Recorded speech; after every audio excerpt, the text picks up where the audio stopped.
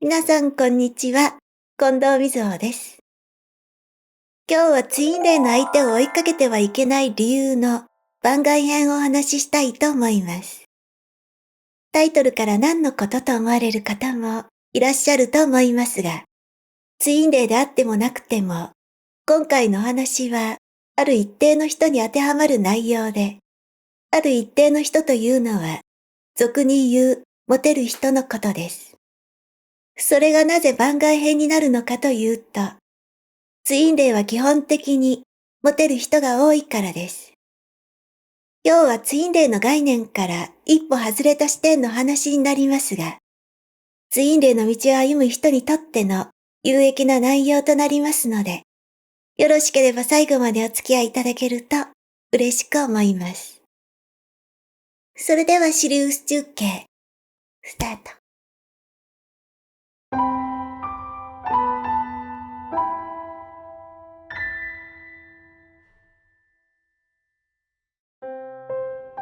まず最初に相手を追いかけてはいけない理由のツインレイの場合についての話をしたいと思います。ツインレイの相手に出会うと多くの場合、どうにかして相手に近づきたい、あるいは二人の関係を取り戻したいと一生懸命になってしまいます。そして気がついたら、メールを送りすぎていたり、思いを伝えすぎたりして、コンタクトが増えてしまった結果、相手はあなたから一定の距離をとって離れようとしたり、場合によってはシャットアウトしてしまいます。そしてあなたはやりすぎてしまったことに後悔するでしょう。でもどうして止められなかったのでしょうか。それは追いかけてはならないことを学ぶためです。チェイサーは英語で追いかける人という意味で、その言葉の通り、すべてのチェイサーは追いかけることを行ってしまいます。それは逃げる人と追いかける人の役割を演じるように、ツインレイのプログラムに組み込まれているからです。そして、追いかけても何一つとしてうまくいかないことを嫌というほどに味わったチェイサーは、追いかけることを諦めて自分を生きることに向かいます。それは自らの力で自己の本質へと生まれ変わるためです。これがツインレイの場合の追いかけてはいけない理由というよりも、追いかけてはいけないことを学ぶ理由です。では相手がツインレイでない場合で、一般的にモテる人や人気の高い人に当てはまる追いかけてはいけない理由は何でしょうか。それは彼らはいつも追いかけられている存在であるため、無意識的に自分を守ろうとする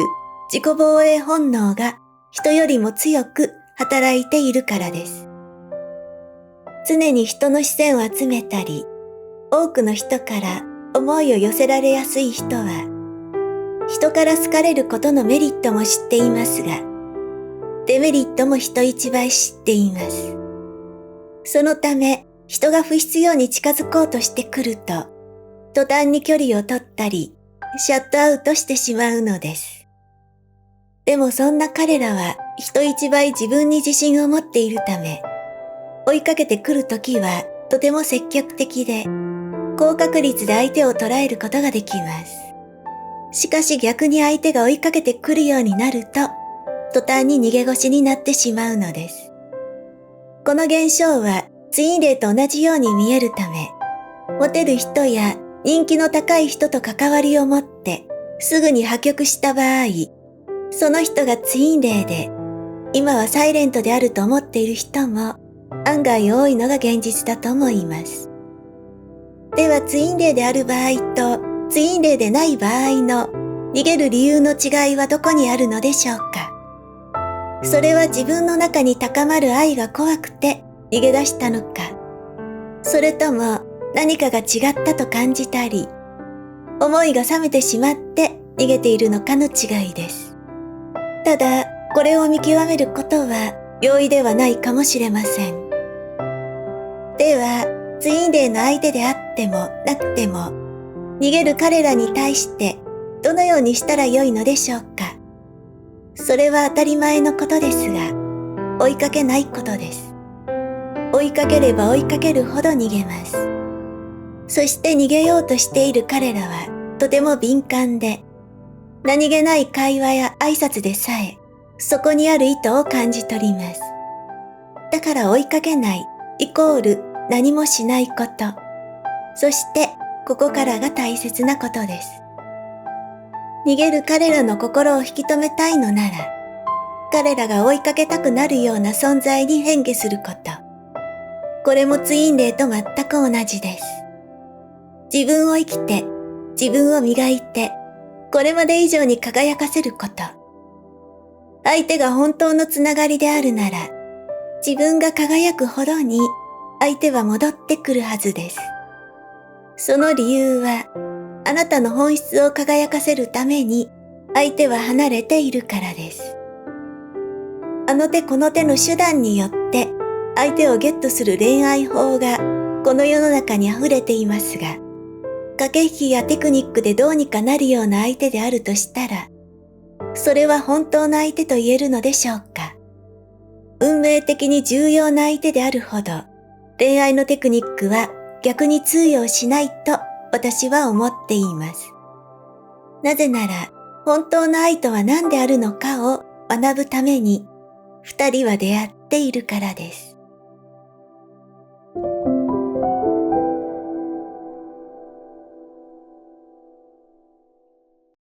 以上です。前回の動画で私が今凪の状態であるというお話をしたところ、私自身に何かあったのではないかとご心配くださる方もいらっしゃいましたが、特に何か大きな出来事があったわけでも、彼との間に問題が起きたわけでもありません。私のインスタを見てくださっている方ならご存知だと思いますが、何をしていたのかというと、持っているカメラシステムを入れ替えるために、古いカメラやレンズをすべてきれいにして売り払って、新しいシステムを揃えるために毎日動いていました。でもそれはカメラシステムの入れ替えという現象を通した。本当は私自身のシステムの入れ替えであったと思っています。そして私自身のリニューアルは無事に完了いたしました。そんな中で今日はいつもと少し違う視点からのお話となりましたが、このシリウス中継局も今後どのようにしたらよいのか、まだ明確ではありませんが、流動的に新しい変化へ向かっていきたいと思っています。